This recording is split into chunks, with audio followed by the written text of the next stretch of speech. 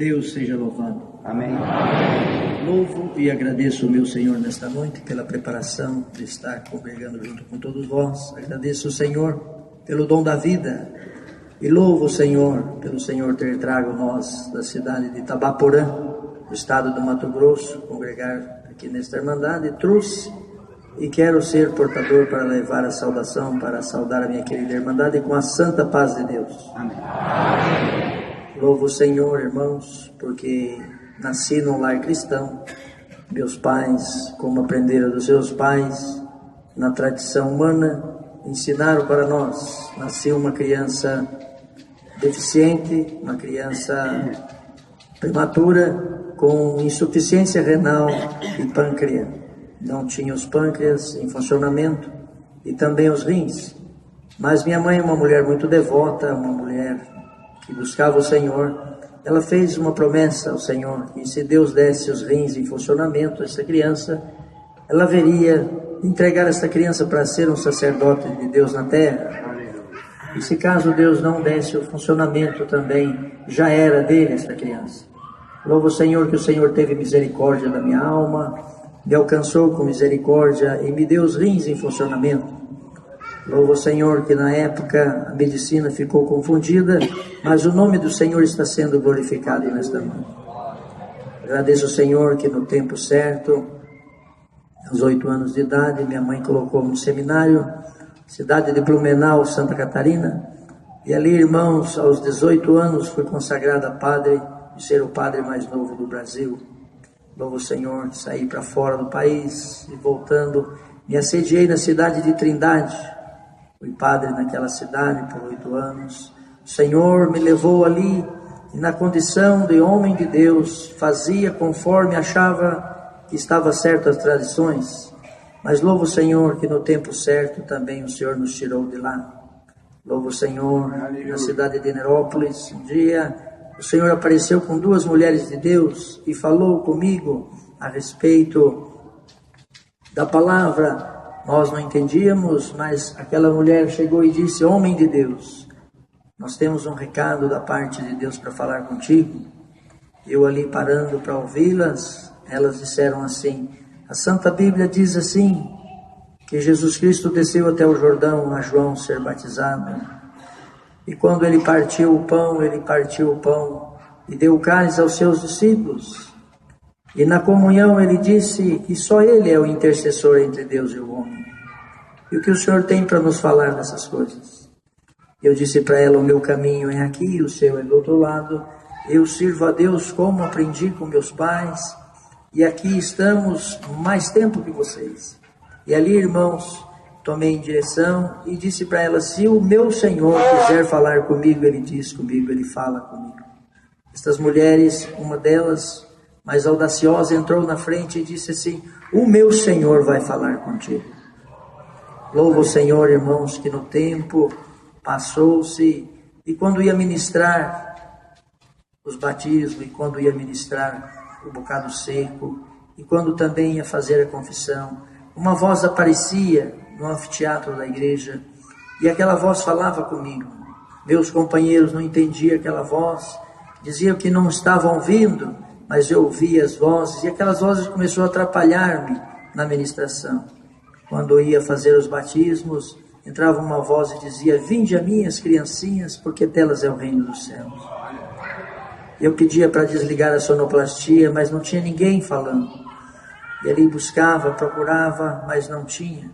E quando na ministração do bocado seco também, a voz dizia assim: você rouba do meu povo o meu sangue.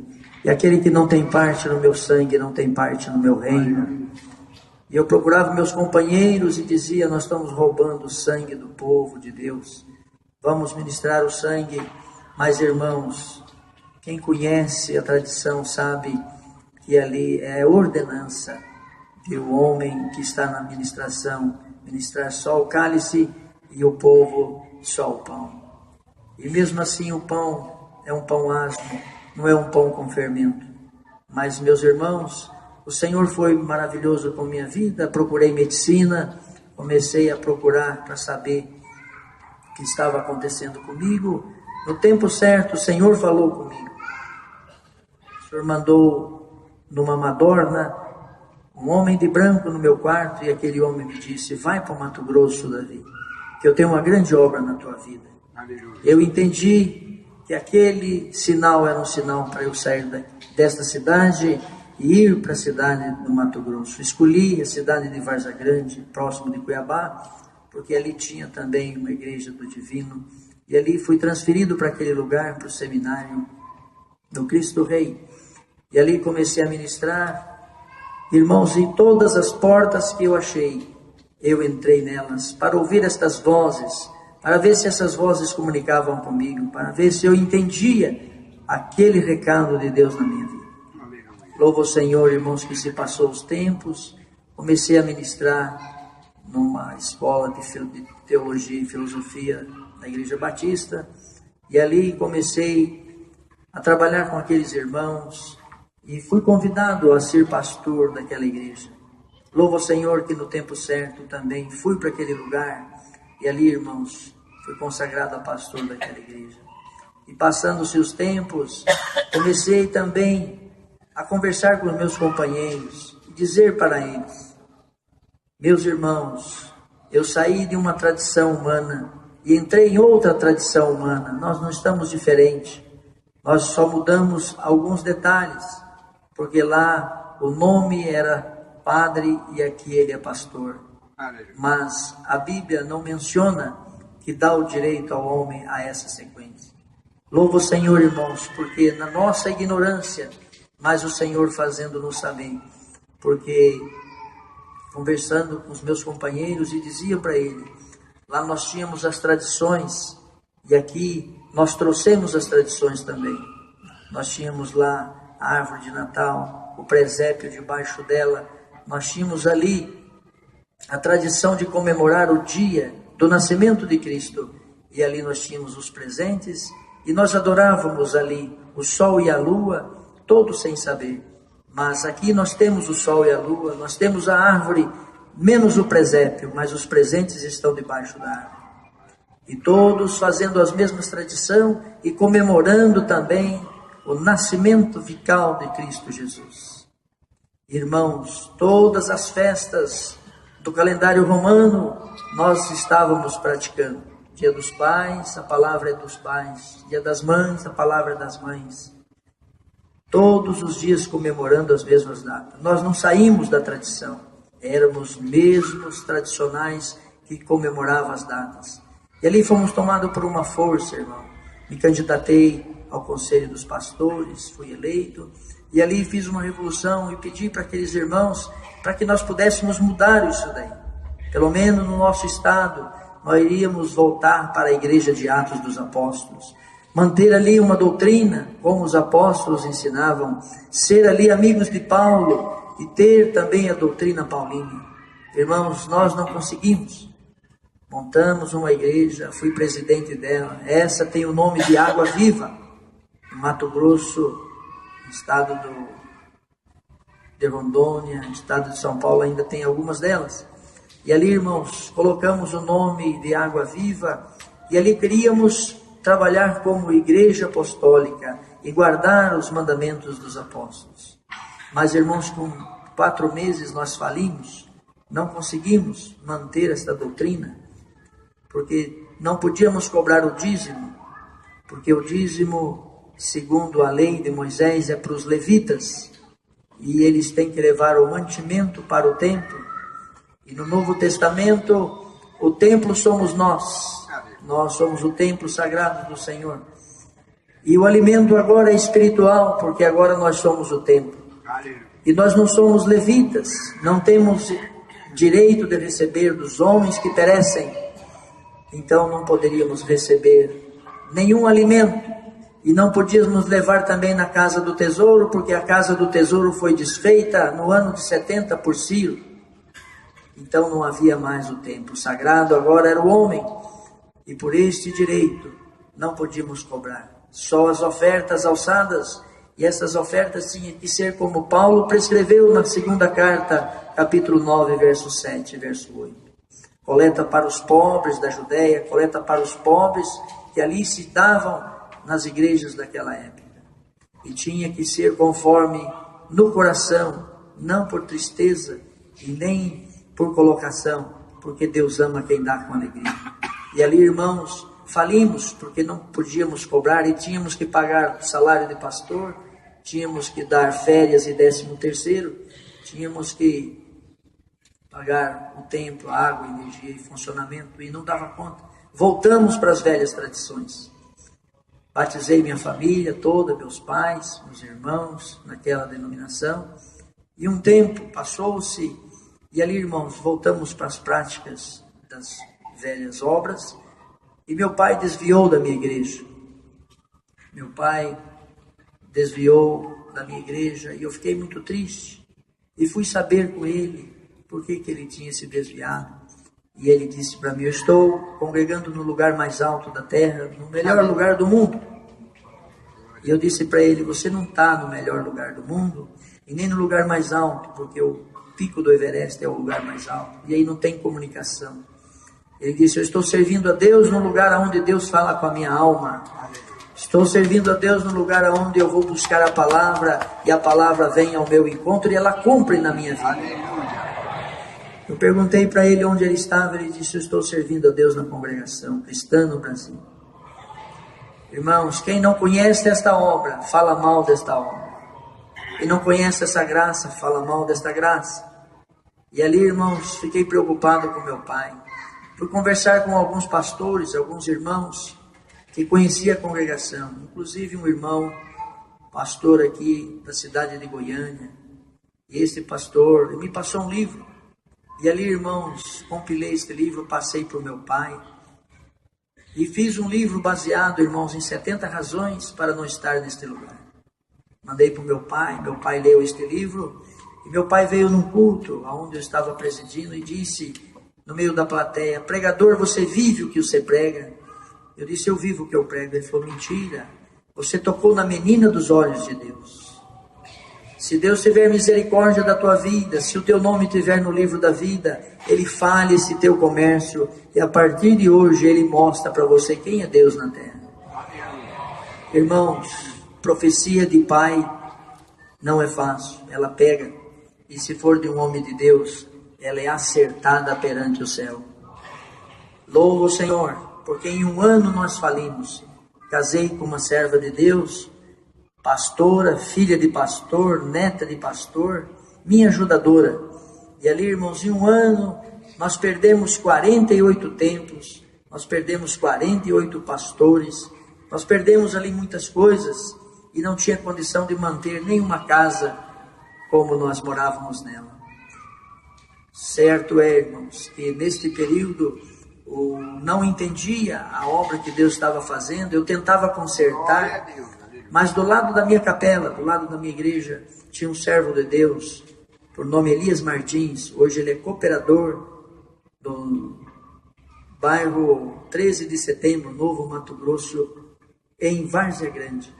Este servo de Deus, cabeleireiro, ele entrava na minha igreja e dizia assim: homem de Deus, vamos congregar comigo na congregação, porque Deus tem uma grande obra na tua vida. E eu dizia para ele: o Senhor fez uma obra desde o berço e eu estou vivendo na obra de Deus. Isso aqui tudo é obra. Ele dizia: não, mas lá Deus vai falar com a tua alma.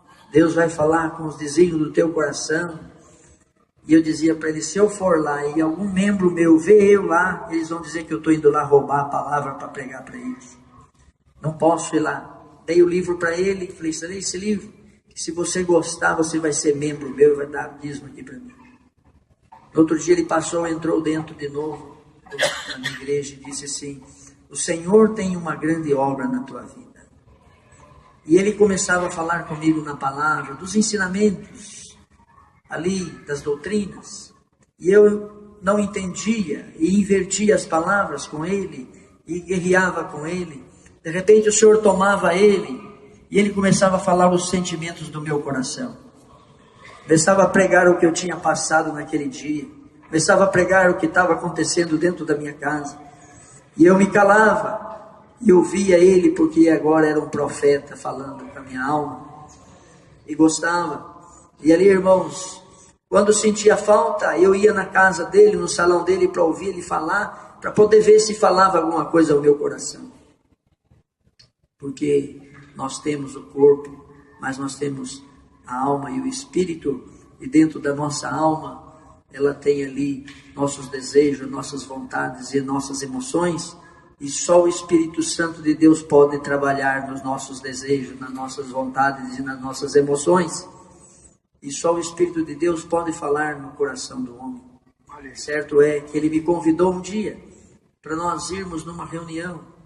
E neste culto, irmãos, numa gleba chamada Roncador, dentro do estado, é um lugar muito longe de Cuiabá. E ali eu disse para ele, se for da preparação de Deus, nós vamos. Mas ali, irmãos, eu estava vendendo o almoço para comer a janta. E não tinha como fazer essa viagem, não tinha como ir nessa caravana. E ali eu falei com a minha esposa, falei, eles vão cobrar de nós a passagem, vão cobrar de nós o almoço, vão cobrar a janta, vão cobrar o refrigerante.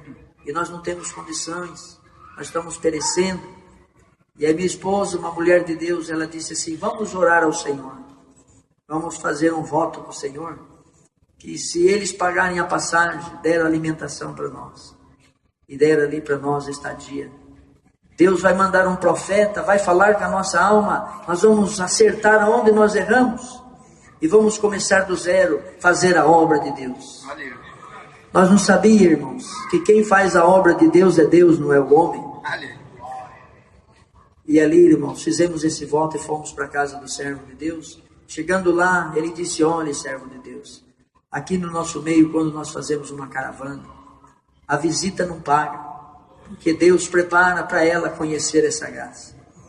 E quando nós fazemos qualquer movimento, o Senhor prepara os alimentos, e aqui não tem pastor, não tem líder, todos comem por igual.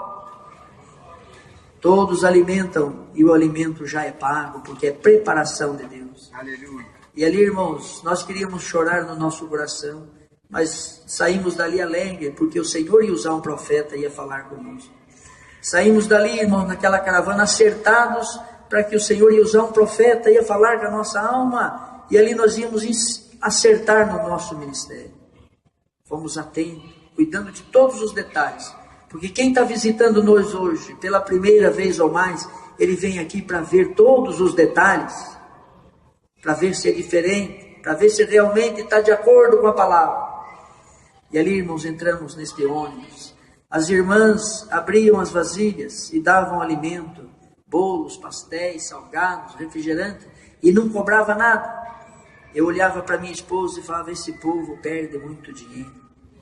Olha só esse consumo que está tendo aqui, se fosse conosco, era R$1 cada pedaço. E ela dizia, eles praticam o amor. E ali o Senhor abençoou nós naquela viagem. No meio da viagem, um jovem pegou um instrumento para tocar. Esse jovem foi tocar o instrumento, o irmão disse, não toca nesse instrumento, porque esse instrumento é meu. E o jovem disse, você não é músico, como é que você tem um instrumento? E ele disse assim, o Senhor mandou eu comprar um clarinete para levar no roncador, e eu estou obedecendo o meu Senhor. Aleluia. E eu rapidamente corri até esse irmão e falei, irmão, como o Senhor falou com o irmão? Foi com voz humana? Ele disse, não, o Senhor falou dentro do meu coração. Eu disse para ele, irmão, todos nós temos sentimentos. Isso que você ouviu foi sentimento humano? Ele falou, não. Eu estava passando em frente à loja de instrumentos e o Senhor falou, aquele clarinete é em si. Compra ele e leva para o meu servo no roncador. E eu falei, como é que você vai saber quem é o servo que está precisando do instrumento? Ele disse, senta do meu lado. E quando o Senhor mostrar para mim, vai mostrar para você também. Irmãos, chegamos lá no local, sentei do lado do servo de Deus, no último banco. Os irmãos queriam me trazer para frente, eu dizia, não, eu quero ver Deus falar comigo. Sentado lá, irmãos, virei para trás, dobrei meu joelho, orei e pedi para o Senhor para falar comigo naquela manhã, daquele domingo. Dia 15 de novembro de 2006. E ali, irmãos, levantei da oração e vi que os irmãos oravam tudo para frente. E eu perguntei para o servo de Deus, servo de Deus, por que vocês oram olhando para frente? Ele falou assim, você está vendo aquele nome? nós olhamos para frente porque lá está o nome do Senhor Jesus e nós damos honra e glória ao nome do Senhor Jesus. Como vocês lá não tem nome, vocês oram de qualquer jeito, está certo. Aonde não tem ordem, não tem decência, tudo está certo. E eu pensei comigo, eu podia dormir sem essa. E ali pensei na minha mente, vou levar essa doutrina e vou aplicar ela na minha igreja. Ali, irmãos, cantamos 3 hinos, um de pé e 2 sentados. E eu disse para ele, irmão, por que tem que ser um de pé e não todos de pé para alegrar o povo? Ele falou, irmão, quando eu chego na sua casa, você está sentado ou deitado, você fica de pé para me receber. E aqui nós ficamos de pé para receber o Senhor. E depois sentamos, porque o Senhor já está no nosso meio. E eu pensei comigo, vou levar também essa doutrina para a minha igreja. Certo é, irmãos, que quando oramos, eu não quis perguntar a ele por que orava de joelho. Porque eu conheço a palavra. E a palavra diz assim, que os profetas oraram ajoelhados, os apóstolos, os reis oravam de joelho, todos os levitas e os homens, e Jesus ensinou a orar de joelho. Só um homem orou deitado e só um orou dentro do ventre do peixe. Mas eu louvo o Senhor, que quando levantamos ali, ele disse, você não vai perguntar para mim por que nós oramos de joelho, né? Eu falei, não, você vai me chamar de hipócrita e de fariseu?